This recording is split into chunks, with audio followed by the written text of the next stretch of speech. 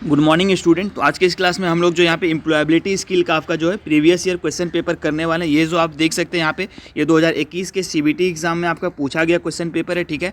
तो यहाँ पे देख सकते हैं एग्जाम जो हुआ था आपका उस डेट को यहाँ पे 2 फरवरी 2021 में ये पेपर जो पूछे गए थे, ठीक है।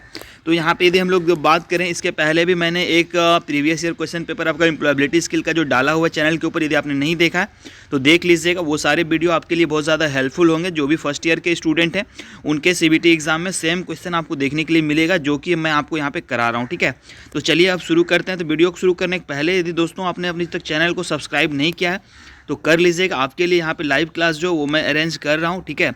और सारे क्लासेस जो आपके लिए बहुत ज़्यादा इंपॉर्टेंट होंगे आपके एग्जाम पॉइंट ऑफ व्यू से, इसलिए आप लोग वीडियो को लास्ट तक देखिएगा और एक एक क्वेश्चन को अच्छे से कवर कीजिएगा, ठीक है। तो पहला क्वेश्चन देख सकते हैं यहाँ पे क्वेश्चन नंबर 61 आ चुका है, जो कि आपका एम्प्लॉयबिलिटी स्किल का है। आप लोग जानते होंगे कि आपका जो पहले जो एग्ज़ाम होते थे उसमें टोटल 80 क्वेश्चंस रहते थे, ठीक है। और अभी जो एग्ज़ाम होंगे उसमें 80 के जगह पे कितना रहेगा, 100 क्वेश्चन रहेगा। पहले जो पेपर होता था वो 3 आवर का होता था, अब कितना होगा, 4 आवर का होगा। और अब जो पेपर होगा वो अलग अलग डेट पर होता है। पहले जो होते थे एक ही साथ सारे पेपर होते थे, लेकिन अब टीटी का जो होगा आपका 2 घंटे का होगा, वो किसी और दिन होगा। और WCS और ES ये दोनों एक साथ होंगे आपका, और ये 2 घंटे का होगा, ये किसी अलग डेट में होगा, ठीक है। तो ये फिलहाल एग्ज़ाम पैटर्न है। तो पहले जो क्वेश्चन आते थे सबसे पहले आपका ट्रेड थ्योरी रहता था, उसके बाद आपका WCS का रहता था, इसका 40, फिर इसका 20, और उसके बाद आपका ES शुरू होता था जिसमें 20 क्वेश्चन रहता था। जैसा कि आप देख सकते हैं तो यहाँ पे 40 और 20 60 हो गया। उसके बाद यानी 61 नंबर से आपका क्या शुरू होता था, ES का क्वेश्चन शुरू होता था। इसलिए यहाँ पे आपको क्वेश्चन नंबर 61 दिख रहा होगा, ठीक है। तो चलिए पहला क्वेश्चन जो वो यहाँ पे ले लेते हैं हम लोग, जो कि आपका 2021 के CBT एग्जाम में, ऑनलाइन CBT एग्जाम में पूछा गया था ITI के। तो पहला क्वेश्चन जो आपका वो क्या, after receiving interview call letter, okay, after receiving interview call what is next step, ठीक है। तो जैसे ही आपको इंटरव्यू के लिए कॉल आता है तो आपका नेक्स्ट स्टेप क्या होगा। तो क्वेश्चन बहुत ही सिंपल है और बहुत ही बेसिक क्वेश्चन है, तो सभी इसको जवाब दे सकते हैं। जो बच्चे पढ़े होंगे वो भी जवाब देंगे, जो नहीं पढ़े होंगे वो भी जवाब देंगे, क्योंकि ये सारे क्वेश्चंस जो होते हैं आपके एम्प्लॉयबिलिटी स्किल में यदि बात करें तो टोटल 20 में से आपको 7 क्वेश्चन सही करना होता है। और यदि आप ध्यानपूर्वक क्वेश्चन पढ़ेंगे, उसका ऑप्शन पढ़ेंगे, तो आप बिना पढ़े भी इसका सही सही आंसर कर सकते हैं, ठीक है। इसलिए क्वेश्चन को पढ़ना बहुत ज़रूरी है, उसको समझना ज़रूरी है, और उसके साथ ऑप्शन को समझ के आंसर करना बहुत ज़रूरी है। यदि आप नहीं भी पढ़ें तो भी आपको पहले ही ये नहीं सोच लेना है कि हमने एम्प्लॉयबिलिटी स्किल का तैयारी नहीं किया, हमसे नहीं होगा, इसको फालतू में हम क्या करेंगे। तो ऐसा नहीं सोचना है। आपको पहले क्वेश्चन को ध्यानपूर्वक पढ़िए, उसको समझिए, फिर आंसर करने का कोशिश कीजिए, ठीक है। तो आप बिल्कुल सही आंसर कर पाएंगे। तो चलिए इसका आंसर देखते हैं क्या होगा इसका आंसर। तो पहले कह रहा है क्या क्वेश्चन में, इंटरव्यू आपका साक्षात्कार के लिए यदि आपको कॉल प्राप्त होता है तो आप क्या करेंगे, स्टेप क्या होगा नेक्स्ट। तो देखिए पहला क्वेश्चन आंसर क्या कर रहा है, यहाँ पे ऑप्शन दिया गया क्या है आपका, सेंड अप्लीकेशन लेटर। तो अप्लीकेशन लेटर कब सेंड किया जाता है, अप्लीकेशन लेटर तो आपका पहले ही सेंड किया जाता है, उसके बाद आपका एग्जाम होता है या फिर डायरेक्ट इंटरव्यू होता है, ठीक है कि नहीं। तो अप्लीकेशन लेटर तो आप इंटरव्यू कॉल के बाद आप सेंड नहीं करेंगे ना, तो ये गलत हो जाएगा, A नंबर। उसके बाद नेक्स्ट देखें, प्रिपेयर द रिज्यूम, तो रिज्यूम बनाएंगे, तो रिज्यूम भी नहीं बनाएंगे। रिज्यूम क्या होता है, पहले से आप बना के रखते हैं या फिर इंटरव्यू से पहले आप उनको रिज्यूम सेंड करते हैं, उसके बाद वो आपको इंटरव्यू के लिए कॉल करते हैं। तो ये 2 पॉइंट तो आपका गलत हो गया। ये दोनों प्रोसेस क्या होगा, पहले होता है इंटरव्यू से। उसके बाद देखिए अपीयर एट इंटरव्यू, साक्षात्कार में जाएंगे, तो ये हो सकता है साक्षात्कार में जाएंगे। सेंड रिज्यूम, तो रिज्यूम को सेंड करेंगे, ये भी नहीं होगा, ये भी पहले ही सेंड करेंगे, उसके बाद हमको इंटरव्यू कॉल लेटर आएगा, है कि नहीं। तो आंसर कौन सा सही होगा, C नंबर आपका जो है सही होगा, ठीक है। तो देख सकते हैं ये क्वेश्चन का जवाब जो सारे बच्चे दे सकते थे बिना पढ़े हुए भी, और जो पढ़े हैं वो भी, है कि नहीं। ये बेसिक कॉमन सेंस का क्वेश्चन है, तो इसको आप बना सकते थे, C हो जाएगा इसका राइट आंसर। इसलिए मैं आपको बोलता हूँ सारे क्वेश्चन को आपको अच्छी तरह से पढ़ना है, समझना है ऑप्शन को, उसके बाद उसका आंसर करना है, ठीक है।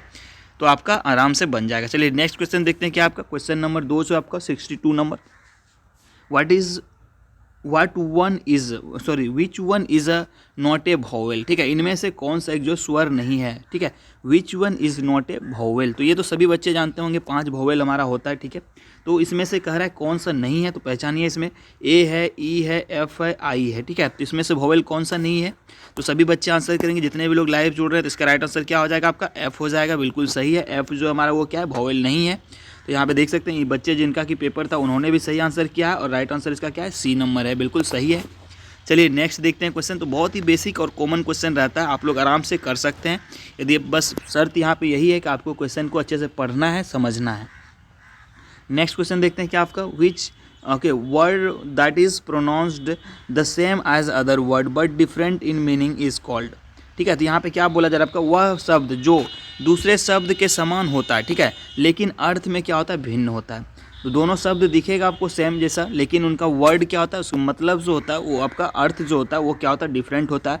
तो ऐसे शब्द को क्या बोलते हैं हम लोग, देखिए यहाँ पे होमोफोन है, होमोग्राफ है आपका, ठीक है, उसके बाद ये सारे ऑप्शन से देख सकते हैं, तो उसको याद रखिएगा आप, होमोफोन बोलते हैं, ठीक है, होमोफोन। ए नंबर जो होगा सही आंसर होगा। ऐसे शब्द जिनको कि आपका सेम प्रोनाउंस्ड जो वो उच्चारण जो होगा उनका सेम होगा, लेकिन उनका मीनिंग जो होता है वो डिफरेंट होता है, उसको बोलते हैं होमोफोन। याद रहेगा, ये क्वेश्चन थोड़ा अलग है, याद करने वाला क्वेश्चन आपको, तो होमोफोन उसको बोला जाता है, ठीक है, बिल्कुल सही है। चलिए नेक्स्ट देखते हैं। तो नेक्स्ट क्वेश्चन आपका देखिए क्या है आपका, an illegal activity committed on the internet is called, ठीक है। तो यहाँ पे इंटरनेट पर जो आपका अवैध गतिविधियाँ किया जाता है, ठीक है। अवैध गतिविधि कहने का मतलब क्या है, किसी को गलत फ़ोटो सेंड कर देना, किसी को गंदा मैसेज कर देना, गंदा फ़ोटो सेंड करना, वीडियो सेंड करना, तो ये सारे चीज़ क्या होते हैं, अवैध गतिविधि के अंतर्गत आता है, ठीक है। और इन सारे चीज़ को यहाँ पे किसके अंतर्गत रखा गया है, तो ये सारे हो जाएंगे आपके क्या, साइबर क्राइम। याद रखना है आपको, यदि आप इंटरनेट यूज़ करते हैं, फेसबुक, व्हाट्सअप, इंस्टाग्राम, ये सारी चीज़ यूज़ करते हैं, उसके ऊपर जो ये सारे एक्टिविटी किए जाते हैं, कुछ गलत मैसेज किसी को फॉरवर्ड करना, वीडियो सेंड कर देना, तो ये सारे किसके अंतर्गत आता है, आप लोग जो उसके ये सारे साइबर क्राइम के अंतर्गत आता है, ठीक है। तो याद रखना आपको क्या होगा, साइबर क्राइम। इंटरनेट के ऊपर जो भी गलत चीज़ किया जाता है वो सारे साइबर क्राइम के अंतर्गत आता है, ठीक है। तो बी नंबर इसका राइट आंसर होगा। चलिए याद रहेगा सभी को। उसका नेक्स्ट देखते हैं आपका, ये जो इंपॉर्टेंट क्वेश्चन है, ये सारे क्वेश्चन आपके लिए इंपॉर्टेंट है और आने वाले पेपर में फिर से यही क्वेश्चन आपको रिपीट होगा।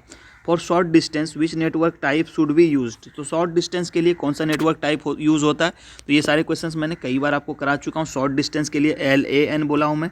लोकल, एल से क्या होता है, लोकल। लोकल मतलब क्या होता है, नज़दीक, पास में, शॉर्ट में, तो ये हो जाएगा लोकल एरिया नेटवर्क, इसको बोलते हैं LAN। कभी कभी LAN का फुल फॉर्म भी पूछ देता है आपसे, तो क्या बोलेंगे, लोकल एरिया नेटवर्क बोलेंगे, ठीक है।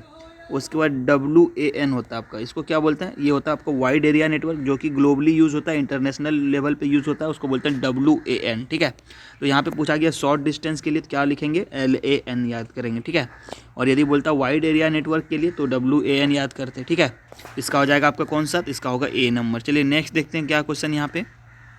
तो नेक्स्ट क्वेश्चन आपका क्या, in which orientation the text is printed lengthwise, ठीक है। तो किस ओरिएंटेशन में आपका टेक्स्ट जो होता है लेंथ वाइज प्रिंट किया जाता है। तो यदि आप लोग प्रिंटर को यूज़ किए होंगे तो आपको पता होगा, उसमें दो ऑप्शंस आपको मिलते हैं, एक पोर्ट्रेट और एक दूसरा लैंडस्केप, है ना। तो यहाँ पे यदि हम लोग लेंथ वाइज बात करें तो लेंथ वाइज जो आपका करते हैं तो इसमें हमारा पोर्ट्रेट मोड यूज़ होता है, यानी C नंबर इसका राइट आंसर होगा, ठीक है। पोर्ट्रेट में लेंथ वाइज मतलब पोर्ट्रेट, और यदि विड्थ वाइज रहता तो लैंडस्केप, ठीक है, याद रखेंगे सभी। चलिए नेक्स्ट क्वेश्चन देखिए आपका आ चुका है यहाँ पे, WAN का फुल फॉर्म। जैसे कि मैंने पहले ही बोला आपको, LAN और WAN ये दो तरह का यहाँ पे क्वेश्चन पूछे जाते हैं। LAN मतलब होता है शॉर्ट आपका लोकल एरिया नेटवर्क, और WAN क्या होता है आपका, वाइड एरिया नेटवर्क, ठीक है। देखिए कौन सा ऑप्शन इसमें है, C नंबर है, वाइड एरिया नेटवर्क, ठीक है। तो ये जो होता है आपका लॉन्ग डिस्टेंस के लिए यूज़ होता है। चलिए नेक्स्ट क्वेश्चन देखते हैं क्या आपका। नेक्स्ट क्वेश्चन देख सकते हैं, किसी विशेष कार्य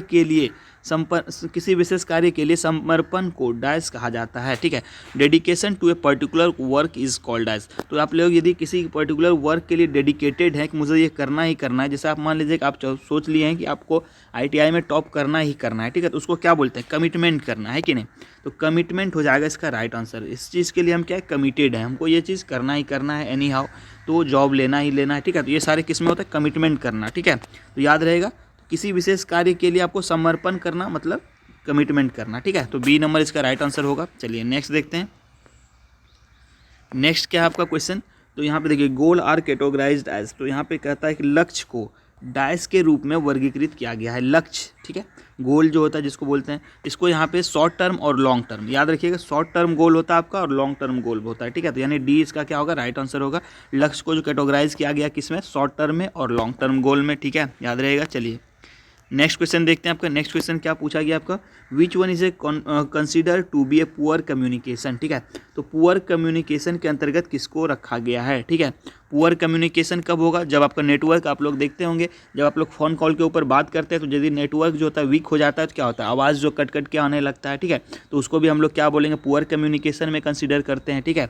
या फिर तो चलिए देखते हैं यहाँ पे क्या क्या ऑप्शंस दिया गया है। तो कहता है यहाँ पे देख सकते हैं, संदेश अस्पष्ट होना, यानी संदेश जो आप भेज रहे हैं वो अस्पष्ट है, पहला ऑप्शन तो ये। दूसरा देखते हैं क्या है, संदेश का साफ और अस्पष्ट होना, क्या संदेश का साफ होना और स्पष्ट होना ये आपका आएगा यहाँ पे पुअर कम्युनिकेशन। पुअर मतलब क्या होता है, गरीब, स्पष्ट ना होना, ठीक है। तो यहाँ पे देखिए पुअर में तो ये नहीं आएगा, संदेश यदि साफ होगा और स्पष्ट दिखेगा तो पुअर कम्युनिकेशन फिर कैसे होगा, तो ये तो कट गया हमारा। तीसरा देखते हैं आपका, रिसीवर सुनने के लिए तैयार है, तो ये भी नहीं होगा। यदि आप सुनने के लिए तैयार हैं यानी इसका मतलब ये है कि आपको साफ साफ आ रहा है, सुनाई दे रहा है, तो ये भी नहीं होगा। तीसरा नंबर देखें तो यहाँ पे क्या है, रिसीवर के प्रति प्रेषक सकारात्मक है, ठीक है, तो ये भी नहीं होगा। यदि सकारात्मक है तो नहीं होगा, और सकारात्मक रहता तो पुअर में इसको हम कंसिडर कर सकते हैं। तो ये तीनों ऑप्शन कट जा रहा है। तो यहाँ पे देखिए अस्पष्ट, यहाँ पे एक ऑप्शन में लिखा हुआ संदेश अस्पष्ट होना, तो यानी ए नंबर जो होगा वो राइट आंसर हो जाएगा इसका, क्योंकि ये संदेश इसमें क्या है, अस्पष्ट है, ठीक है, तो याद रहेगा। चलिए नेक्स्ट देखते हैं। नेक्स्ट क्वेश्चन क्या आपका कहता है, money invested in purchasing A raw material, payment of ways and salaries, rent, electricity and come under, तो किसके अंतर्गत आता है। कच्चे माल का खरीद, मजदूरी और वेतन, किराए, बिजली आदि के भुगतान में निवेश किया जाने वाला पैसा जो होता है वो किसके अंतर्गत आता है। आपका वर्किंग कैपिटल हो गया, फिक्स्ड कैपिटल हो गया, लॉन्ग टर्म हो गया, या फिर कैपिटल इनकम, तो ये होता है वर्किंग कैपिटल के अंतर्गत आता है, ठीक है। तो जो भी ये सारी चीज़ में यूज होता है, मजदूरी देने में, वेतन देने में, किराया में, बिजली वगैरह भुगतान में, तो ये सारा आपका जो है कार्यशील पूंजी इसको बोलते हैं, ठीक है, जिसमें कि ये जिससे ये दिया जाता है, ठीक है। तो ये सारे आपका किस में आता है, कार्य वर्किंग कैपिटल, या फिर आपको बोल सकते हैं इसको कार्यशील पूंजी, ठीक है, तो याद रहेगा सभी को। चलिए नेक्स्ट क्वेश्चन देखिए क्या पूछा गया था आपके सीबीटी एग्जाम में। तो सीबीटी एग्जाम 2021 का क्वेश्चन हम लोग सॉल्व कर रहे हैं, जो कि आपका पूछा गया था फरवरी में जो एग्जाम हुआ था, 19 से 21 सेशन वाले को उनके एग्जाम में पूछे गए थे, ठीक है। उसके बाद नेक्स्ट क्वेश्चन यदि देखें, विदेशी बाजारों तक पहुंच प्राप्त करने और संगठनों के हित को जल्दी बढ़ावा देने के लिए किस दृष्टिकोण का उपयोग किया जाता है, ठीक है। तो विदेशी बाजार में पहुंच बनाने के लिए और संगठनों को हित में जल्दी से उनको बढ़ावा देने के लिए यहाँ पे जो दृष्टिकोण यूज़ किया जाता है उसको बोलते हैं क्या से, ज्वाइंट वेंचर, ठीक है। तो याद रखिए, याद रहेगा ज्वाइंट वेंचर उसको बोला जाता है, ठीक है। सी नंबर इसका राइट आंसर होगा। ज्वाइंट वेंचर जो होता है इससे क्या होता है, विदेशी बाजारों में पहुंच प्राप्त किया जाता है और साथ ही साथ जो छोटे उद्यमी होते हैं, जो उद्योग होते हैं, उनको बढ़ावा दिया जाता है, ठीक है। तो ज्वाइंट वेंचर उसको बोला जाता है, याद रखिएगा, सी नंबर इसका राइट आंसर होगा। उसके बाद नेक्स्ट यदि हम लोग देखें, the expansion of ATM is, ATM का विस्तार पूछा गया। आप लोग सभी एटीएम यूज़ करते होंगे डेली लाइफ में अपना, तो एटीएम का फुल फॉर्म क्या होता है, ये चीज़ तो बहुत ही कॉमन चीज़ है और सभी बच्चों को पता भी होना चाहिए, कोई भी आपसे पूछ सकता है, ठीक है। तो एटीएम जो होता है, एटीएम जो मशीन आप लोग देखते हैं उसका फुल फॉर्म आपका होता है एटीएम का क्या चीज़, ऑटोमेटेड टेलर मशीन्स, यानी बी नंबर जो इसका राइट आंसर होगा, ठीक है। बी जो होगा क्या होगा, इसका राइट आंसर होगा, ठीक है। एक चीज़ आप ध्यान से पढ़ेंगे ऑप्शन को, उसके बाद ही जवाब देंगे, क्योंकि सारा कुछ ऑप्शन जो आपको एक जैसा लग सकता है यहाँ पे, पहला दूसरा, इसलिए पढ़ के जवाब देंगे, ठीक है। चलिए नेक्स्ट क्वेश्चन देखते हैं और क्या पूछा गया यहाँ पे। क्वेश्चन नंबर पूछा, उसके बाद नेक्स्ट क्वेश्चन जो हमारा क्या है, ये नेक्स्ट क्वेश्चन है, which one of this document is not accepted for fulfilment of KYC norms, ठीक है। तो केवाईसी जो आप लोग करवाते हैं उसमें यहाँ पे कौन सा डॉक्यूमेंट जो होता है वो नहीं लिया जाता है, तो आपको बताना। तो पहला यदि हम लोग ऑप्शन देखें, वोटर आईडी कार्ड है आपका, दूसरा राशन कार्ड है, तीसरा क्या है, रेसिडेंशियल सर्टिफिकेट है, चौथा क्या आपका इनकम सर्टिफिकेट है, ठीक है। तो यहाँ पे हम लोग यदि बात करें केवाईसी का, केवाईसी में जो होता है आपका इनकम सर्टिफिकेट जो होता है वो नहीं लिया जाता। आप लोग देखे होंगे केवाईसी जब आप लोग कराने जाते हैं तो क्या कभी इनकम सर्टिफिकेट लेके गए हैं क्या, नहीं होता है ना। वोटर आईडी आपका एक्सेप्टेबल होता है, राशन कार्ड भी आपको चल जाएगा, रेसिडेंशियल सर्टिफिकेट बिल्कुल चलेगा, लेकिन ये इनकम सर्टिफिकेट जो ये नहीं लिया जाता है, ठीक है। तो ये चीज़ ध्यान देंगे। चलिए नेक्स्ट देखते हैं। नेक्स्ट क्वेश्चन देखिए क्या है, इंपॉर्टेंट क्वेश्चन आपके लिए, at what decibel sound become hazards noise pollution, ठीक है। तो यहाँ कहता है किस डेसिबल पर ध्वनि जो होता है वो खतरनाक ध्वनि प्रदूषण बन जाता है, ठीक है। तो यदि आप लोग यहाँ पे पता होगा आपको, ध्वनि प्रदूषण से संबंधित ये क्वेश्चन है कि कितना डेसिमल से ऊपर यदि हम लोग ध्वनि सुनते हैं तो वो आपका क्या होता है, पोल्यूशन, जो ध्वनि पोल्यूशन के अंतर्गत लाया जाता है। तो यहाँ पे होगा 80 डेसिबल, ठीक है। 80 डेसिबल जो होता है आपका वो यहाँ पे ध्वनि पोल्यूशन में आ जाता है, ठीक है। 80 से यदि एबव का ध्वनि हम लोग सुनेंगे तो वो किसके अंतर्गत कंसिडर किया जाता है, उसको ध्वनि पोल्यूशन या खतरा के अंतर्गत उसको रखा जाता है, ठीक है। चलिए नेक्स्ट देखते हैं। नेक्स्ट क्वेश्चन आपका है यहाँ पे, vibration and radiation comes under, ठीक है। वाइब्रेशन एंड रेडिएशन यानी कंपन और विकिरण के अंतर्गत आता है, किसके अंतर्गत आता है आपका, कंपन और विकिरण। तो इसका राइट आंसर होगा फिजिकल हजार्ड्स, ठीक है। तो ये किसके अंतर्गत आता है, शारीरिक जोखिम, याद रहेगा, शारीरिक जोखिम के अंतर्गत आपका वाइब्रेशन और रेडिएशन जो है वो आता है शारीरिक जोखिम के अंतर्गत, ठीक है। चलिए नेक्स्ट क्वेश्चन देखते हैं और क्या क्वेश्चन है यहाँ पे। अच्छा, ये क्वेश्चन एक अच्छा क्वेश्चन है आपके लिए। अंडर फैक्ट्री एक्ट जो है फैक्ट्री कानून, उसके अंतर्गत यहाँ पे वर्कर को वीकली जो है कितने घंटे काम करना चाहिए, ठीक है, कितना घंटा से ज़्यादा उनका वर्किंग आवर नहीं होना चाहिए। तो आप लोग जानते होंगे फैक्ट्री में जो काम किया जाता है उसमें आपका मैक्सिमम जो टाइमिंग रहता है वो कितना रहता है, 8 आवर रहता है कि नहीं, 8 आवर पर डे। तो यहाँ पे यदि हम लोग देखें संडे को छोड़ दें, सप्ताह में 6 दिन हो जाएगा, तो 6 से यदि 8 को आप गुना करेंगे कितना होना चाहिए, 48 घंटा होना चाहिए, है कि नहीं, मैक्सिमम 48 घंटा होना चाहिए। लेकिन कंपनी सब क्या करता है, बच्चों से 10 घंटे भी काम कराता है, बहुत सारी कंपनी 12 घंटे भी काम कराती है, ठीक है। तो कंपनी टू कंपनी डिपेंड करता है, लेकिन जो गवर्नमेंट के द्वारा जो फिक्स किया गया वर्किंग आवर है वो कितने हैं, 8 घंटा है, ठीक है। उससे ज़्यादा यदि कोई काम लेता है तो आप उसके खिलाफ यहाँ पे कंप्लेंट रजिस्टर भी कर सकते हैं। तो हो जाएगा इसका राइट आंसर क्या, 48 आवर, ठीक है। चलिए नेक्स्ट देखते हैं, आपका नेक्स्ट क्वेश्चन क्या है। यदि आप गवर्नमेंट कंपनी देखेंगे तो वहाँ पे 8 आवर ही आपको वर्किंग आवर चलता है। इसके बाद नेक्स्ट देखिए, which one of the following is a air pollutant, ठीक है। तो यहाँ पे निम्न में से कौन सा एक वायु प्रदूषक है, बताना है आपको वायु प्रदूषक कौन सा है। तो वायु प्रदूषक जो होता है आपका देखते हैं यहाँ पे ऑक्सीजन है, नाइट्रोजन है, नहीं है, कार्बन डाइऑक्साइड नहीं होगा। तो यहाँ पे कौन सा होगा, कार्बन मोनोऑक्साइड, यानी CO जो कार्बन मोनोऑक्साइड जो होता है आपका वो क्या होगा, यहाँ पे एयर पॉल्यूटेंट है, ठीक है। तो याद रखिएगा कार्बन मोनोऑक्साइड जो होगा वो किस में आएगा, एयर पॉल्यूटेंट में आता है, ठीक है। तो D नंबर इसका राइट आंसर होगा। चलिए नेक्स्ट क्वेश्चन देखते हैं और क्या है यहाँ पे। नेक्स्ट क्वेश्चन देखिए क्या आपका यहाँ पे, total number of popular quality tools are, ठीक है। क्वालिटी टूल्स बताना कितना आपका पॉपुलर क्वालिटी टूल्स है, ठीक है। तो याद रखिएगा पॉपुलर क्वालिटी टूल्स जब भी आपसे पूछे जाए तो 7 जो आपका वो क्या है, पॉपुलर क्वालिटी टूल्स है, ठीक है। तो याद रहेगा सभी को 7 याद रखना है आपको, 7 पॉपुलर क्वालिटी टूल्स कितने हैं, 7 है, ठीक है। तो C नंबर इसका क्या होगा, राइट आंसर होगा। चलिए नेक्स्ट क्वेश्चन देखते हैं और क्या क्वेश्चन है यहाँ पे। तो ये जो नेक्स्ट क्वेश्चन आपका क्या, which formula is correct to quantify the quality, ठीक है। क्वान्टिफाई द क्वालिटी यानी यहाँ पे कौन सा फॉर्मूला सही आपको बताना है इसमें से, क्वान्टिफाई द क्वालिटी। तो इसके लिए राइट आंसर होगा आपका Q = P/Q, ठीक है। यानी A नंबर जो बिल्कुल सही आंसर होगा इसका। तो आई होप आपको जो आज का वीडियो है पसंद आया होगा। यदि वीडियो पसंद आए तो प्लीज़ चैनल को जरूर सब्सक्राइब कीजिएगा। और ये हमने आपके साथ 20 क्वेश्चन डिस्कस किए जो कि आपका 2021 के ऑनलाइन CBT एग्जाम में पूछे गए क्वेश्चन पेपर है, इसलिए सारे क्वेश्चन को आप अच्छी तरह से कवर कीजिएगा, एक बार फिर से देख लीजिएगा यदि आपको समझ में नहीं आया तो।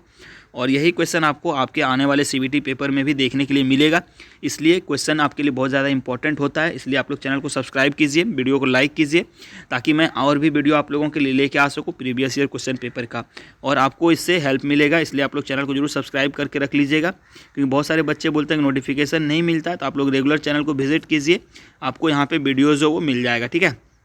तो फिलहाल इस वीडियो में इतना ही रखते हैं, तो चलिए मिलते हैं नेक्स्ट क्लास में।